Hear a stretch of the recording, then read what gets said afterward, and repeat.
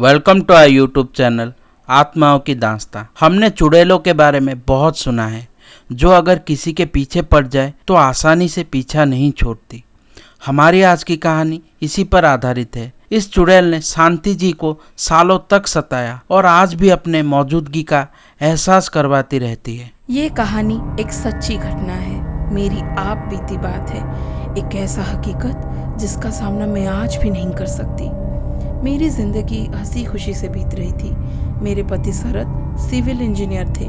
घर में किसी चीज़ की कमी नहीं थी, लेकिन कमी थी तो एक बच्चे की थी। शादी के 8 साल बाद भी हमारा कोई बच्चा नहीं था, इसीलिए जिंदगी थोड़ी सूनी थी। मैं हर रोज़ भगवान से मन्नतें मांगती। आखिरकार उन्होंने मेरी सुन ली। सर्दियों का मौसम था। मैं और शरद कार से मेरे मायके जा पहुंचे। कुछ दिन बीते, अब हम अपने घर के लिए निकल पड़े। जाने से पहले मेरी माँ ने एक पंडित से मिलने के लिए कहा। हम दोनों उनसे मिले। मैंने अपने मन की बात उन्हें बताई तो उन्होंने कहा, बहुत जल्द ही तुम्हारी इच्छा पूरी होगी। हम दोनों खुश हो गए। हमें खुश देखकर उन्होंने हमें एक चेतावनी दी कि तेरी संतान ही तुझसे सब कुछ छीन लेगी और तेरी बर्बादी का कारण होगी। मैंने तब उस बात को नज़रअंदाज किया, लेकिन शरद इस बात से थोड़ा परेशान थे। अमावस की वो काली रात को मेरी जिंदगी ने एक नया मोड़ लिया। उस दिन रात के करीब 8 बजे थे। मुझे ऑपरेशन हॉल लिया गया। जब मेरी आंखें खुली तो मेरे पास मेरी नन्ही परी सो रही थी। मेरी खुशी को मैं शब्दों में बयान नहीं कर सकती। उसी दिन रात के 2 बजे मेरी नींद खुली। मेरी बेटी रो रही थी। मैंने उसे चुप करने की कोशिश की, लेकिन वो रोए जा रही थी। अचानक उसका रोना रुक गया। वो खिड़की को देखकर एकदम से खिलखिला के हंस पड़ी। मैंने खिड़की से देखा तो वो एक साया था, एक औरत का। शरद भी अब मेरे पास आ चुके थे। जब मैंने उन्हें खिड़की की ओर इशारा किया तो उन्हें कुछ नहीं दिखा। 2 दिन बाद हमारा डिस्चार्ज हुआ। शरद ने मेरी बेटी का गृह प्रवेश के लिए सारी तैयारी कर रखी थी। जैसे ही मैंने घर पर कदम रखा तो हवा का एक हल्का सा झोंका बहने लगा। मैंने शरद की ओर देखा तो उनके चेहरे पर डर था।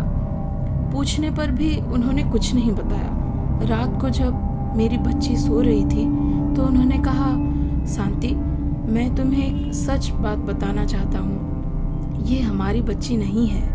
ये आप क्या बोल रहे हैं? हाँ शांति, हमारा बेबी पैदा होते ही मर गया था। तो ये कौन है? इस बच्ची की माँ इसे पैदा करने के तुरंत बाद ही गुजर गई। इसके परिवार ने भी इसे अपनाने से इनकार कर दिया। ये उस नर्स के पास थी जिसने तुम्हारी डिलीवरी की। मुझे दुखी देखकर इस बच्ची को उन्होंने मुझे सौंप दिया। मैं तुम्हें ये बात बताना चाहता था। अब इसका भविष्य क्या है ये तुम पर है। मुझे एक बच्चा चाहिए था।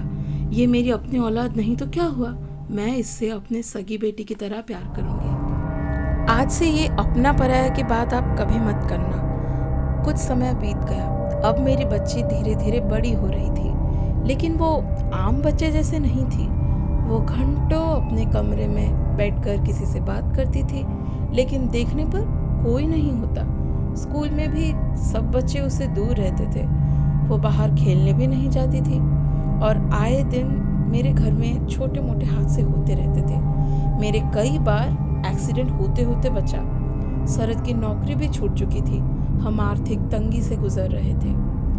अब मेरी बेटी 12 साल की हो चुकी थी, लेकिन वो आज भी अपनी दुनिया में खोई रहती थी। मैंने घर की शांति के लिए हनुमान मंदिर हर मंगलवार जाने का फैसला किया। मैं उसे भी अपने साथ ले गई, लेकिन वो बहुत जोर करने पर भी नहीं गई और घर वापस आ गई। जब मैं घर आई, मैंने उसे भगवान का प्रसाद दिया तो उसने गुस्से से उस थाली को मुझसे छीनकर फेंक दिया। मुझे भी गुस्सा आया। मैंने उसे डांटा, आजकल तुम बहुत बदतमीज हो गई हो, भगवान जी का प्रसाद गिरा दिया। उसने कहा, मुझे पता है आप ये सब मुझे तकलीफ देने के लिए कर रही हो। आप मेरी माँ नहीं हो और आप मेरी असली माँ की जगह लेना चाहती हो। मुझसे दूर हो जाओ, मुझे तुम्हारी शकल भी नहीं देखनी। ये बोलकर उसने मुझे एक जोरदार झटका दिया। मेरा सिर दीवार से टकराया और मुझे चोट आई। मेरी चीख सुनकर शरद ऊपर कमरे में आए। वो भी गुस्से से लाल हो चुके थे। जैसे ही वो उसके पास गए, वो उनके ऊपर भी एक जानवर की तरह झपट गई। शरद हिलडुल नहीं पा रहे थे और बेहोश हो गए। मैंने भागकर आसपास की 3-4 लोगों को मदद के लिए बुलाया। वो शरद को हॉस्पिटल ले गए। मेरी बेटी पर मानो कोई हैवान सवार था। वो किसी के काबू में नहीं आ रही थी। बड़ी मुश्किल से 3-4 लोगों ने उसे पकड़ा। तब उसके मुंह से एक भयानक हंसी निकल पड़ी। देख लिया, एक बच्चे को उसकी माँ से छीनने का अंजाम। मुझे कुछ समझ में नहीं आ रहा था। तभी एक बुजुर्ग महिला आई। उन्होंने मुझे सलाह दी, शहर के बाहर थोड़ी दूर पर एक सिद्ध महाराज रहते हैं, वो तुम्हारी मदद करेंगे। तुम्हारी बेटी पर कोई साया मंडरा रहा है। बड़ी मुश्किल से मैं अपनी बेटी और शरद को लेकर आश्रम पर पहुंची। जैसे ही उस बाबा की नज़र मेरी बेटी पर पड़ी तो मेरी बेटी गहरी नींद में सो गई। उन महाराज ने कहा, तुम्हारी बेटी पर जो प्रेत सवार है वो उसकी माँ का है। वो पैदा होने के साथ ही उसकी माँ गुजर गई। उसके साथ बहुत गलत हुआ। अपनी बेटी की चाह और नफरत के भाव के कारण उसे मुक्ति नहीं मिल रही है। उससे तुम दोनों को खतरा हो सकता है, यहाँ तक कि जान भी जा सकती है। तुम इसे यहाँ छोड़ दो, वो यहाँ सुरक्षित है। मैं एकदम से जज्बाती हो गई। यह मेरी बेटी है, इससे मुझे कोई अलग नहीं कर सकता। इसका कोई और उपाय होगा, आप कृपया बताइए। मैं अपनी बेटी को नहीं खो सकती। दूसरा उपाय बहुत मुश्किल है। हमें उसे अमावस की रात को कैद करके उसे मुक्ति दिलानी होगी।